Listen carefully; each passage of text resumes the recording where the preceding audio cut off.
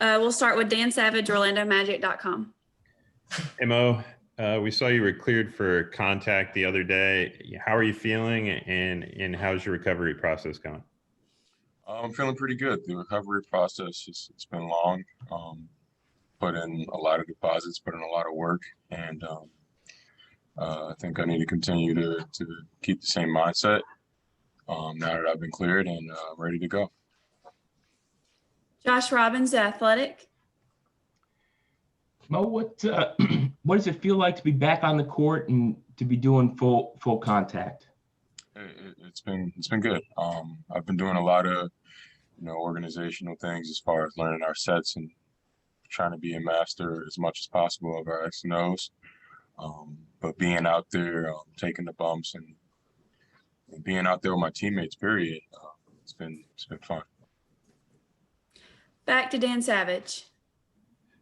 Mo, obviously, there's getting ready for contact work and then working your way into game shape. Just take us through what that process looks like and how you go about attacking it. Yeah, so in the start of training camp, I was able to do about 70% of practice, which pretty much involved everything that was non-contact. And about, I think 4 or 5 days ago, maybe 6, I was allowed, I think, That us? Can you guys hear me? Yeah. Oh, okay. And I think a couple of days ago, I was able to actually be a part of my first contact 5-on-5 practice. And the process was tough. It was a lot of conditioning to get back in shape. I spent some time running the rows like Josh reported before. Spent a lot of time running here in the facility and doing a various amount of cardio tests and conditioning tests, lifts. Been lifting pretty much every day, if not every other day. And on-court skill work, being very meaningful and very purposeful out there on the court with what I'm doing. Mark Medina. Hey Mo, Mark Medina here, USA Today. Hope you're hanging in there. Different topic here. The Magic are one of the few teams that are planning to have limited fans to open the season. I was wondering, what's your comfort level with that, given what's going on? I believe that the NBA is doing a great job in with the COVID restrictions and being proactive with keeping us safe. So if the NBA is allowing fans to be in there, I truly believe that they're doing what they believe is right for not only us but for the fans as well. So not really nervous. So there's a certain level of excitement to see a few faces out there, but hopefully with the vaccine we'll be able to have our full arena soon. Yeah, I was going to say, even though it's a small amount, what do you think having those small amount of fans in the building can do for you guys? Well, for those who've been in the bubble, it'll be pretty meaningful regardless of so. I know the preseason games were more so like family and friends and sprinkling a couple of fans here and there. But the simple fact that we can have any fans in there, period, is somewhat of an advantage because it helps with adrenaline, it helps with just overall feel of getting normalcy back. Josh Robbins. Mo, what steps are left in your process where you feel like you'll be able to be effective when you get on the court? There's still a lot of work to do. I think the work now is just more of rhythmic work and just making sure I'm in rhythm. I feel really good about my shot. I feel really good about how I'm moving out there. But now it's just a matter of playing the team game and doing things that Cliff preaches every day. Dan Savage. Mo, there's obviously all the work that you did to get back, but then also a big team of people supporting and around you. How helpful was that group, and how impactful and how much of an impact did they have on you through this process? Yeah, it's been very helpful. I put my full trust into the Magic, training staff, and they've been really transparent and really truthful in telling me where I am, where they think I am, and where I am. And, it's been a two-way street. I've been able to feel really comfortable and honest with how I've been feeling day to day. I think we're trending in the right direction, although there's still some work to do. There's always going to be work to do. Back to Josh Robbins. Mo, have you got a sense on how long it will take till you get back to game action? You know how we roll over here. There's no real set timetables. But I truly believe I'm getting close. And that's just both with my confidence and I'll only feel better with more and more practices. Dan Savage? Well, you've had some bad luck with, different things eating into your off seasons over the years, but where would you like to see yourself make the biggest strides this season as you work your way back? I would like to see myself make the biggest stride in just mastering our team game.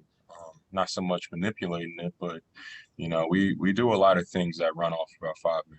You see with Vooch, we're extended, where we're playing a lot of 5-out basketball, and I think our offense really can illustrate, my passing ability and both my shooting abilities. But becoming a master of our team game would truly help bring all of that out. Josh Robbins?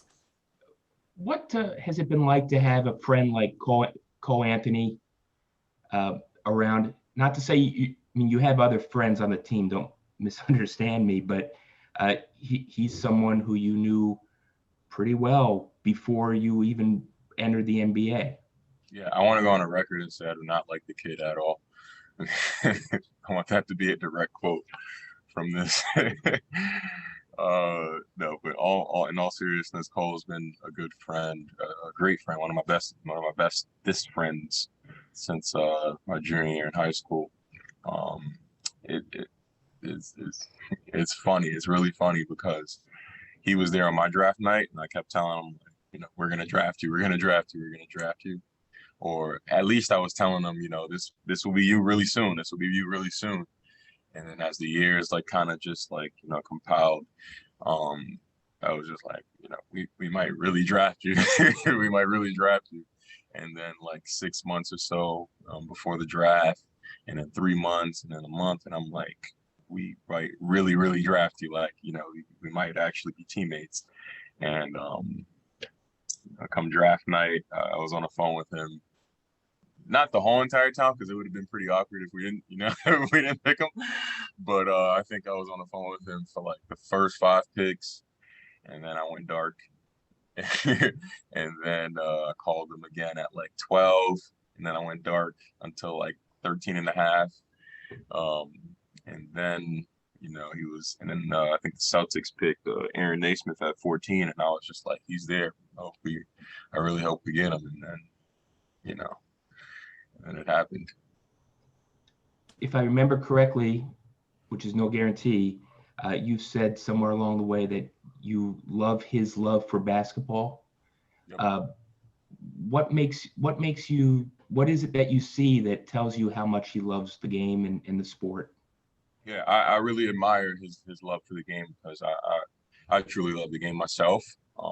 And people tend to love things. They can love the same things for different reasons, but Cole is a kid who, there's a lot of kids who grow up thinking, I have to play basketball because I have to get my family in a better situation or a better life, or this, that, and the third. But Cole, he's playing just out of pure love for the game.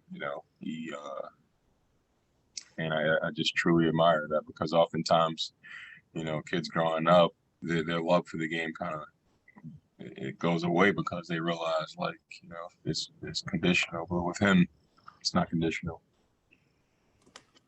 Dan Savage? Mo, towards the end of your particular last season, we saw your block efficiency, block numbers rate improve. Did you start to feel the game slowing down for you at all? And is that also a product of picking up the defensive schemes and where you're supposed to be and kind of getting there ahead of time? Yeah, I think it's a great question, Dan. I think it goes back to my goals for this season, and it's just becoming a master of our X and O's. Once you have that embedded in you, you try to, once again, not necessarily manipulate it, but you try to go with it and learn as much as possible and feed off of it as much as possible, so you can kind of have it catered to who you are personally. For example, MCW is a great on ball defender. Sometimes, we never change our coverages, but sometimes, he has more leans. He has more leeway, with how he does things because he's such a good, on ball defender, especially when there's screens. We have time for a couple more. We'll go back to Dan. Mo, just how much are you itching to get out there and help your teammates? I know, it's just got to be eating at you to finally get back out there and contribute to a team and help this organization get to a third straight playoff berth and perhaps even further. Yeah, absolutely. Trust me, it's on my mind 25/8. But I know I got to do things the right way. I know I got to get in rhythm. And I really got to put our coaching staff in the position where they're like, we have to have Mo out there, and all of that is earned. I give it. Any final questions for Mo? Okay, thank you, Mo.